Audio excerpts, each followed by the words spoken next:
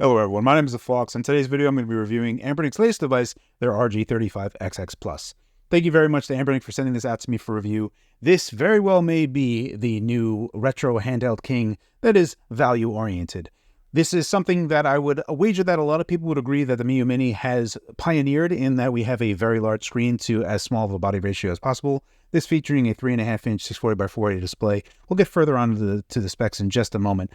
With the base model being around $70 shipped, we're looking at a $20 premium over the original RG35XX. And for the $20 price bump, you're looking at significant performance improvements across the board. Not only do we have 4 times more memory, we also have significantly better gains on the CPU side, with the device able to easily emulate up to Dreamcast and Naomi with no sweat. You can also even do some Nintendo DS, even though the Nintendo DS is not going to be the best case use scenario for something that you're going to want to run on this, especially because you're missing a screen and we don't have a touchscreen or one that has a stylus. You have to make do with other virtual types of buttons. There are some games that can be played just fine on a single screen and look absolutely amazing while doing so. Additionally, you can play PSP games, but that's something that I just think is not right to play on something that is a 4x3 display. This 4x3 display is absolutely beautiful, and again, we'll touch more about that in just a moment.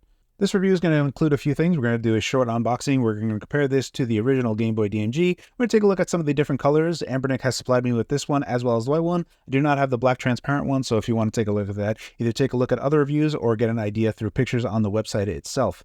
We're also going to be doing size comparisons against the Miyoo Mini as well as a bunch of other devices, where I think this is going to find itself ticking a lot of boxes for a lot of people, what they find to be the best overall, the most ideal, especially within the price range. And then we're going to finish off with a build quality review, which is also going to talk about the specs. So let's get into it. Let's do a quick unboxing for the RG35XX Plus. Now, I have 2 models that Anbernic had supplied to me. They sent me the gray similar DMG color here, and they also gave me a white one.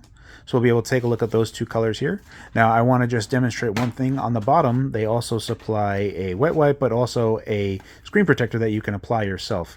Now, when you apply the screen protector, it's not like other Anbernic devices where the screen protector fits easily within this little alcove so that it's absolutely super easy to apply.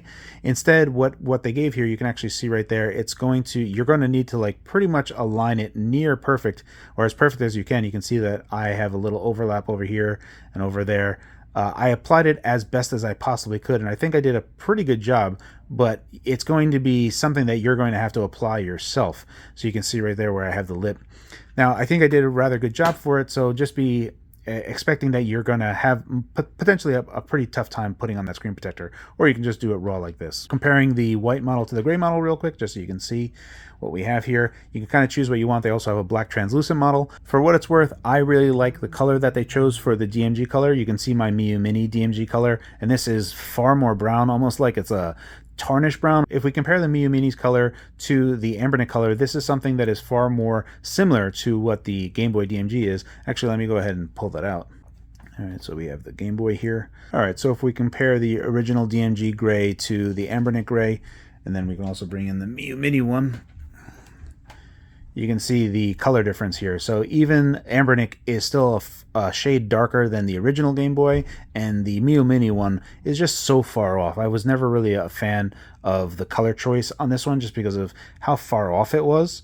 Now, I don't need it to go absolutely as close to an original Game Boy as possible, but the Anbernic one is clearly something that I favor a lot more. For the size comparison part of this video, I think it's only fair that we show off what I think a lot of people would agree started off this trend with as big of a screen as possible to body ratio, and that is the Miyoo Mini. This is min-maxing the screen size to what is on the body, and a lot of people love this device for obvious reasons. It was very inexpensive, really good, pretty good performance what we're getting in there, and absolute tiniest size with as big of a screen as possible, which is why it became so popular.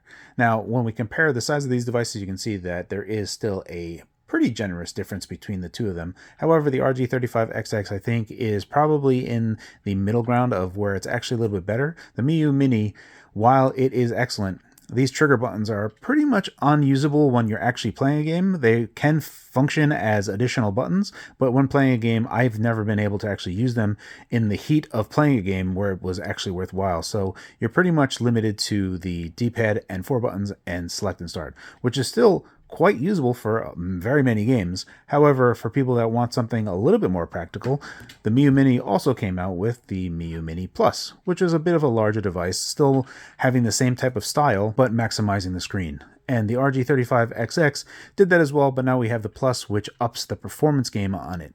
And that is where we're finding this device and how we're taking a look at all of these. So let's go ahead and compare the Miu Mini Plus to the RG35XX. You can see that for the most part, we're still a little bit bigger than the Miu Mini Plus. Now, obviously there are smaller devices than the Miu Mini, however, it becomes very impractical to actually use this, and this is very much a novelty device, very much something that you're supposed to be putting on your keychain, and at that point it is a very expensive keychain accessory. But yeah, this has a novelty factor to it, so there is that, and it is as small as you possibly can get it. So if you were the type of person that must have the absolute smallest device, the Anbernic Nano would be there, although I would argue that the Miu Mini is a far more practical device. And then rounding it out, we'll take a look at the absolute chunky boy, the RG405V. This thing is a monster. Now, it is very large, but it is also extremely comfortable and also has a more performant chip in there, as well as a bigger battery. So if you were the type of person that just wanted a giant device with really good ergonomics and great battery life, the 405V is something that you should take a look at. However, I think that a lot of people are going to find that the RG35XX Plus ticks a lot of boxes when it comes to size comparison of other types of devices.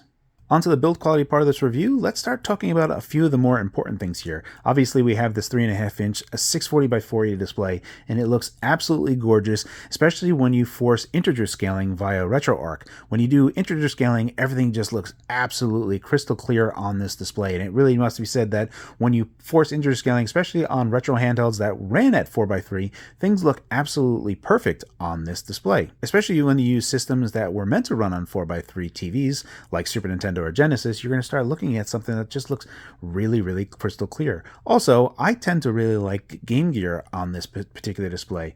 The other part that I wanted to mention, and this is not something that a lot of people would even recognize, is that Anbernic also included some Game & Watch games on there, and obviously RetroArch can do Game & Watch, but when you actually play Game & Watch games on here, it can look decidedly realistic, even though when you look hard enough, you can clearly see it's an LCD display, but if you put the brightness down a bunch, it becomes pretty convincing. So that's one part of it that is absolutely fantastic, especially for the price. But second on the list, which is arguably just as important as the display, is the chip that's used. They were using the H700 chip, which the more important part of that you need to know is it's running ARM's Cortex-A53 running at 1.5 gigahertz. That chip is going to give us just enough oomph to get into Dreamcast here, where we're actually going to be able to play a good amount of Dreamcast games. Pretty much every Dreamcast game that I played just fine with very little hitches. You could also play some Naomi games. So the amount of power that's on here is really good, especially when you start thinking about the $70 price tag when you include shipping. Other things that we're going to include in here, obviously, the 1 gig of RAM, which is a considerable increase, a 4 times increase over the RG35XX non-plus model. So when you look at it from that angle, the $20 difference, you're getting a lot of bang for your buck going up to this particular model. From there, let's start going into the rest of the build quality. When it comes to the D-pad itself, Anbernic makes a lot of good D-pads. However, this is probably one of Anbernic's worst D-pads. Now, I'm going to say that's not an awful D-pad, but I would say that it's no longer a B+ tier, and this D-pad is just a B tier D-pad. It's still more than decent. It's not bad by any means, but Anbernic has made better D-pads, especially with their latest Saturn one, which they really knocked it out of the park with that one. So this is not as good as other D-pads that Anbernic has made, but it's still quite decent.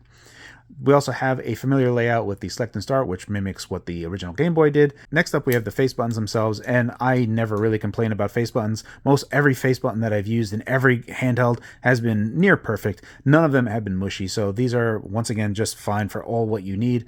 On the back, we have these triggers. Now, they are raised in a specific way. I still find it difficult with inline triggers, because that's what these are, on what to decide which is L2 and R2. I find it a little bit easier than having something that's a candy bar form factor, so it's still more than easy enough to actually use the triggers while actually in use, and playing games like Twisted Metal when you actually need to use it while you're actually playing is something that is totally possible. If we take a look at the bottom, we can see our DC charging port, our 3.5mm audio jack. Along the right side, we have our second microSD card slot. This is where you're going to have additional game storage, and then the first SD card slot, which is where your system is going to be stored.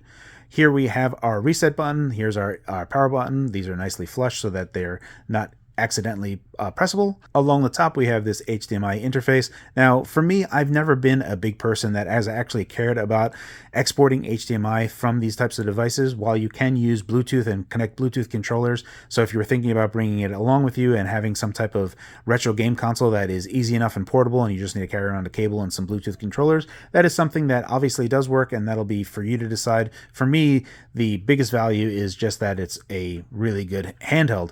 And thinking about going around and being in a hotel, that's something that has never actually worked in practice. On the left-hand side, we have our volume up and volume down buttons, and that pretty much completes everything. On the back, we have our 3300 milliamp hour battery, and that will get us to around 8 hours of battery life, and that pretty much covers it up for the build quality part of this review. It's not all roses for Anbernic's RG35XX Plus. There are some parts there where there are definite rough edges. For instance, because you can have two different ways to play different emulators, and that may not seem apparent to most people, you're going to either have the one type of emulator that is going to be a Linux-based one versus RetroArch. If you play the Linux one, there are going to be some games where they'll just either flat out crash or run that will have garbled graphics. For instance, when you try to run Burger Time on MAME through the built-in Linux emulator, it's going to come out garbled, but if you go through RetroArch, it plays just fine. In fact, with RetroArch, you can do integer scaling. So for the most part, I would say everyone should kind of looking at RetroArch. However, there may be performance reasons why you'd want to use the other emulators that are available on the machine as well. Having this be something that a user has to do is not the best user experience, so be aware of that. Another rough case is while HDMI out works just fine and I've been able to capture from that and everything is fine there, the part that I want to mention is that when I disconnected the HDMI, that the onboard LCD was no longer working. So I had to actually press the little reset switch to actually reboot the whole system and then having it display out there. So it's not the best use case there as well. Truthfully, that's pretty much it. I could nitpick some more, but I don't really find that there's a valid reason to. It's a very inexpensive device and does a lot for how inexpensive it is. So if you were looking for something that was like the Miu Mini Plus or the Miu Mini or the RG35XX, but wanted something with a little bit more performance, this is still very ideal. And with it being only $20 more than the RG35XX now, the $20 extra is easily worth it. Let me know in the comment section what you think is the most ideal type of device for these tiny little inexpensive retro handhelds. I hope this video was informative. As always, guys, thank you for your time, and thanks for watching.